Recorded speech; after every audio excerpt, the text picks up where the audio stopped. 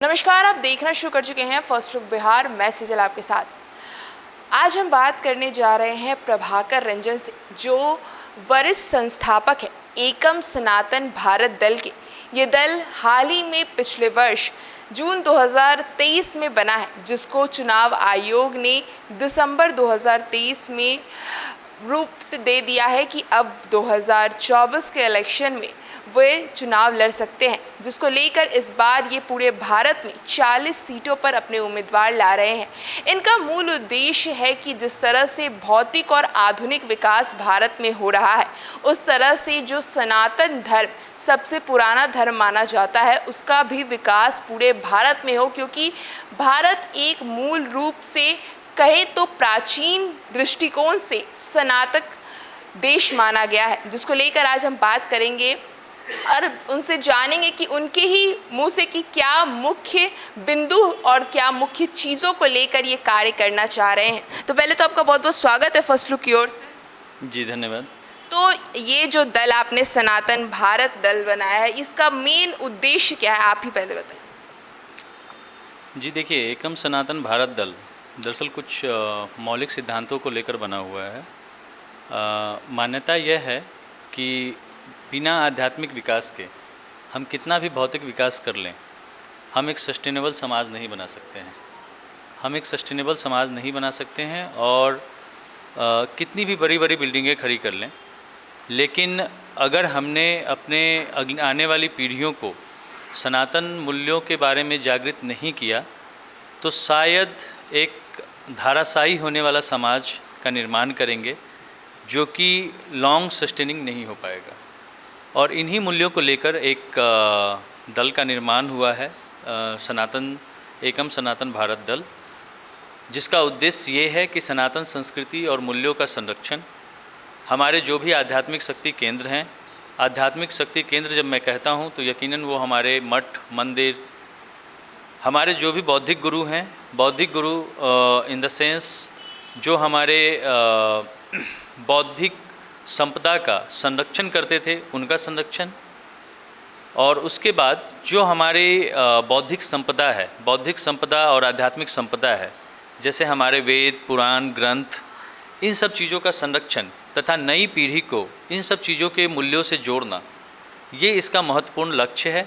और जो भी आज तक सनातन का क्षरण हुआ है राजनीतिक उदासीनता की वजह से, उसका फिर से पुनर्संचयन और पुनर्संस्थापना। सनातन को लेकर भाजपा भी अक्सर बात करती है, सनातन को लेकर जनता के बीच। अब फिलहाल राम मंदिर का ही एक उदाहरण है, तो भारतीय जनता पार्टी से ये दल कैसे अलग होगा, क्योंकि वो भी सनातन को एक कहते इम्पोर्टेंस देती है। देखिए, भारतीय जनता पार्टी वैसे तो हमारा मानना है कि 75 साल में आज तक जो भी राजनीति हुई है या जो भी राजनीतिक पार्टियां आई हैं, उन्होंने या तो सनातन के विरुद्ध काम किया है या सनातन का नाम लेके राजनीति की है।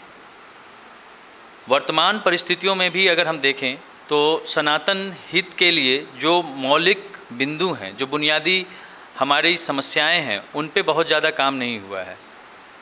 तो कहने का ये मतलब है कि चूँकि सनातन के संरक्षण के लिए कोई भी पार्टी ने ईमानदारी से काम नहीं किया, इसलिए हम आम सनातनियों को एक दल का निर्माण करना पड़ा और अपने संरक्षण के लिए खुद ही खड़ा होना पड़ा, और ये राजनीतिक लड़ाई के लिए एक दल का निर्माण करना पड़ा। आपने कहा कि ईमानदारी से लड़ाई नहीं लड़ना पड़ा, तो मतलब ये किस प्रकार, क्योंकि अभी फिलहाल राम मंदिर जो काफ़ी वर्षों से ये केस पेंडिंग था, जो भाजपा की सरकार ने इस पर काम किया, तो उस पर मतलब ईमानदारी से काम आप क्या कहना चाहते? देखिए, राम मंदिर ठीक है, राम मंदिर भाजपा के कार्यकाल में बना जरूर है, लेकिन राम मंदिर सिर्फ भाजपा का देन है, ये भी कह देना बहुत उचित नहीं है। क्योंकि राम मंदिर की लड़ाई 550 साल की है और इसके लिए लगभग 10 लाख से ज़्यादा सनातनियों ने अपने प्राण की आहुति दी है। तो और भाजपा का जन्म ही कितना हुआ, जनसंघ का जन्म ही कब हुआ है? 78-79, राइट? तो 50 साल जिसके जन्म की हुई है, वो 550 साल की लड़ाई की क्रेडिट कैसे ले सकता है? ठीक है, तो ये एक हाईली इलॉजिकल बात है। हाँ, हमने माना कि पहले की पार्टियां हो सकती हैं कि अड़ंगा लगा रही थी न्यायिक प्रक्रिया में। भाजपा चूँकि स्वाभाविक है कि उनके अध्यादेश में था, तो उन्होंने अड़ंगा नहीं लगाया और न्यायालय के निर्णय से ये राम मंदिर का निर्माण हुआ। लेकिन क्या सिर्फ एक राम मंदिर काफ़ी है सनातन संरक्षण के लिए? हमारे लिए जितने ही राम महत्वपूर्ण हैं, उतने ही भगवान श्री कृष्ण भी महत्वपूर्ण हैं, उतने ही हमारे लिए भगवान शिव भी महत्वपूर्ण हैं, और हजारों मंदिर ऐसे हैं जिसका लिस्ट प्रमाण के साथ, ASI के प्रमाण के साथ उपलब्ध है, ऑलरेडी पब्लिक डोमेन में है। इसके बनने के रास्ते बाधित ऑलरेडी किए हुए हैं प्लेसेस ऑफ वर्शिप एक्ट। अगर हमारा आप छठा सिद्धांत देखेंगे तो हमने यही मांग किया है कि तत्काल प्रभाव से प्लेसेस ऑफ वर्शिप एक्ट को हटाया जाए, क्योंकि प्लेसेस ऑफ वर्शिप एक्ट एक ऐसा ड्रैकोनियन एक्ट है जो कि 1992 के आसपास बना, और ये कानून ये कहता है कि आप जो ऐतिहासिक दुराचार हुआ है सनातन संस्कृति के साथ, इसके खिलाफ आप न्यायालय में भी नहीं जा सकते हैं, which is highly uncondemnable I would say, कि ये कितना बड़ा इननेचुरल अनजस्ट है एक पर्टिकुलर समुदाय के होने के नाते। ये तो प्राकृतिक न्याय के खिलाफ है ना, कि मान के चलिए हमारे पास कुछ प्रमाण हो और हम न्यायालय भी हम नहीं जा सकते ये कहने के लिए कि भाई ये हमारी सांस्कृतिक धरोहर है और हमको दिया जाए। हम तो बस ये कहते हैं कि आप ऐसे कानूनों को निरस्त करें ताकि न्यायालय का मार्ग प्रशस्त हो और हम जाके प्रमाण दें। अगर हमारा है तो हमको दीजिए, नहीं है तो नहीं दीजिए, लेकिन न्यायालय का मार्ग आप हमारे लिए कैसे बाधित कर सकते हैं? तो मूलतः ये जो दल है, मतलब सनातन संस्कृति के द्वारा जो भी पिछड़ी या जो भी पुरानी चीज़ों को उस पर काम करेगा, या इसके साथ जो स्नातक कह सकते हैं, जो पहले पाठ्यक्रम भी स्नातक का डिफरेंट होता है। सनातन में पहले गुरुकुल की एक प्रक्रिया होती थी या उसका पढ़ाने की तरीका डिफरेंट होता है, तो क्या उस पर भी ये दल काम करने का सोच रहा है? हमारे सब सिद्धांत में एक महत्वपूर्ण सिद्धांत यह भी है, जब गुरुकुल की परंपरा थी, लगभग समाज में 90+ ज़्यादा लिटरेसी हुआ करती थी, और मैकाले द्वारा कहीं न कहीं इस शिक्षा व्यवस्था को ध्वस्त किया गया द्वेषपूर्ण भाव से। और आज देख लीजिए कि हम लिटरेसी परसेंटेज बढ़ाने के लिए स्ट्रगल कर रहे हैं। एक बहुत बड़ा सोशल इशू है कि एक बच्चा जो स्थानीय भाषा में खेलता है या बातें करता है बच्चों के साथ, और उसको इंग्लिश सीखने में अगले 4-5 साल निकाल देना पड़ता है, वो हाईली अनकंफर्टेबल है इस चीज़ के लिए कि उस भाषा में वो मूल चीज़ को पढ़ सके। क्यों एक बच्चे को मैथिली में नहीं पढ़ाया जा सकता है? क्यों एक बच्चे को अंगिका में नहीं पढ़ाया जा सकता है? ठीक है, हमने माना इंग्लिश हो सकती है, एक ग्लोबली एक्सेप्टेड लैंग्वेज है, ठीक है, वो हमारा ब्रेड एंड बटर हो सकता है, लेकिन एटलीस्ट हम प्रारंभिक शिक्षा उनको दे सकते हैं। मतलब नॉलेज के लिए लैंग्वेज बैरियर नहीं होना चाहिए, एक तरह से ये कहने का मतलब। ऑब्वियसली सब्जेक्ट मैटर वो ज़्यादा इंपॉर्टेंस रखता है, right? Language is just means of communication. तो फिर हम क्यों बाधित करते हैं? आज तक हम एक ऐसी शिक्षा नीति नहीं बना पाए जो हम अपने बच्चों को अपनी भाषा में शिक्षा दे सकें, और ये कितना बड़ा दोहन है समाज का। तो मूल रूप से इन सब बिंदुओं के साथ 7 और बिंदुओं का चर्चा आपका दल करता है, उसके बारे में भी ज़रा बताएंगे हमें। जी देखिए, सबसे पहली बात कि ये पब्लिक डोमेन में बिल्कुल लोगों को स्पष्ट है, एक संहार की बात होती है, यहूदी नरसंहार। ऐसी मान्यता है, अनुमानित आंकड़ा है कि 10 लाख से ज़्यादा यहूदियों का संहार हुआ था द्वितीय विश्व युद्ध में। इसको गवर्नमेंट रिकॉग्नाइज करती है, UN रिकॉग्नाइज करती है, एवं इनके लिए म्यूजियम बना हुआ है US में। अगर आप हिंदुओं के नरसंहार के बारे में देखेंगे, लगभग 10 करोड़ से ज़्यादा हिंदुओं का नरसंहार हुआ है, और हिंदू नरसंहार को विश्व ने आज तक रिकॉग्नाइज तक नहीं किया कि ऐसा कोई नरसंहार भी हुआ है। ये हमारे साथ कितना बड़ा द्रोह है ऐतिहासिक, कि इसके लिए ना तो देश में कोई मान्यता है, वो तो छोड़ दीजिए, वो तो चलिए ठीक है, वो बाहर की बात है, लेकिन हमारे देश के राजनेता भी इसको जो हिंदू जेनोसाइड बोल के रिकॉग्नाइज नहीं करते हैं। जबकि धार्मिक आधार पे क्लिंजिंग तो हुई, तो ideally it should be considered as a Hindu genocide which has not yet been considered.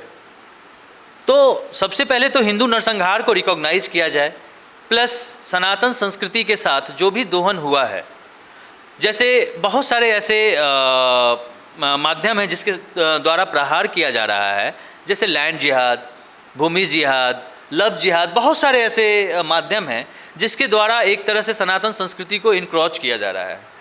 Government के पास आइदर कॉग्निजेंस नहीं है या विल नहीं है जो इन चीज़ों पे सकारात्मक रूप से कार्रवाई कर सके।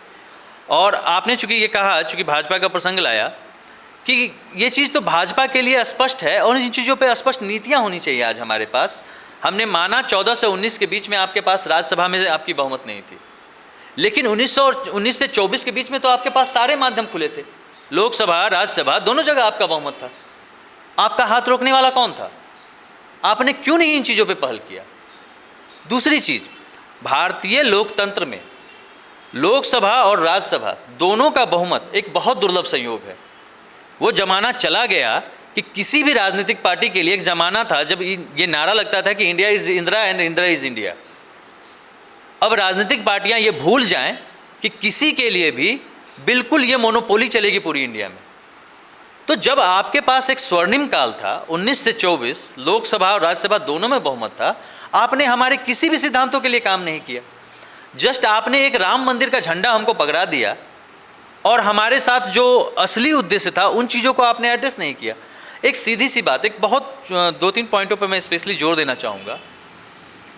अंतर्राष्ट्रीय मानक है कि अल्पसंख्यकों का दर्जा 5% से कम आबादी को मिला जाए। इसका एक अच्छा उद्देश्य ये होता है कि जिनकी संख्या बहुत कम हो गई है, उस सभ्यता संस्कृति को विलुप्त होने का चूँकि खतरा होता है, इसलिए उनको अल्पसंख्यक का दर्जा दिया जाता है और एक स्पेशल संरक्षण दिया जाता है। आज भारत में बता दें कि जो अल्पसंख्यक का दर्जा इंजॉय कर रहे हैं या गवर्नमेंट जिनको अल्पसंख्यक रिसोर्सेज दे रही हैं, लगभग 10 साल में 50,000 करोड़ से ज़्यादा का व्यवस्था किया गया है। क्या वो समुदाय आज इस अंतर्राष्ट्रीय मानक के आधार पे सचमुच उनकी संख्या है क्या? सबसे पहला प्रश्न। दूसरा प्रश्न कि आप जैसे एक दूसरा सबसे महत्वपूर्ण मुद्दा कि भारतीय लोकतंत्र में हमारे 1 लाख से ज़्यादा मंदिर, मठ मंदिर सरकारी नियंत्रण में है, जहाँ की अनुमानित आंकड़ा है, एक बुक मैं रिकमेंड करूँगा जो भी यूथ हो या जो भी पढ़ने की रुचि रखते हों, हिंदूज इन हिंदू राष्ट्र, वो ज़रा एक बार पढ़ें। It's an eye opener book जो क्लियर कट दिखाता है कि 1 लाख से ज़्यादा मंदिर सरकारी नियंत्रण में है, जिसका 4 लाख से 7 लाख करोड़ तक लगभग वार्षिक दान उसमें हिंदू देते हैं और लगभग 80-90% राशि सरकार ले जाती है। आखिर हिंदू दान अपने मठ मंदिर में क्यों देता है?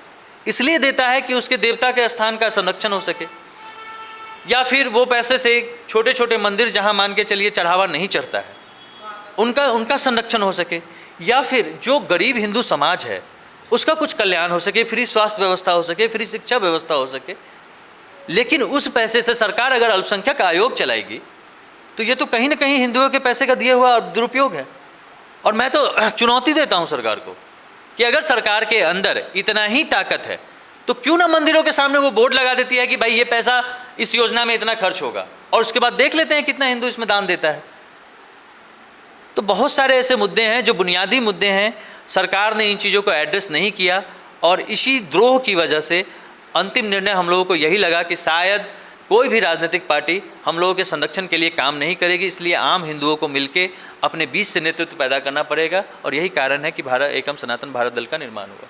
बहुत बहुत धन्यवाद। तो जैसा कि हमने बात किया और आपको बताया किस तरह से एकम सनातन दल का निर्माण हुआ है और किस तरह से यहाँ पर सनातन की संस्कृति, विरासत और इसकी जो भी गुरुकुल प्रक्रिया हो या फिर इसका जो भी धरोहर हो उसको बचाने के लिए ये दल कार्य करना चाहती है। किस तरह से ये जो सनातन की जो दान दक्षिणा हो, चाहे जितनी भी चीज़ें जिनका दुरुपयोग सरकार के द्वारा किया जा रहा है या जो भी पार्टियां अभी सरकार में है वो सनातन को लेकर ढंग से कार्य नहीं कर रही है, जिस कारण से इन्होंने एक दल बनाया है जो सनातन को मूल रूप से सनातन के लिए कार्य करेगी। तो इनसे बात किया और इनके उद्देश्यों को आपको बताया। तो इस खबर में बस इतना ही, और खबरों के लिए बने रहिए हमारे साथ। हमारे फेसबुक चैनल को लाइक कीजिए, हमारे यूट्यूब चैनल को सब्सक्राइब कीजिए। धन्यवाद।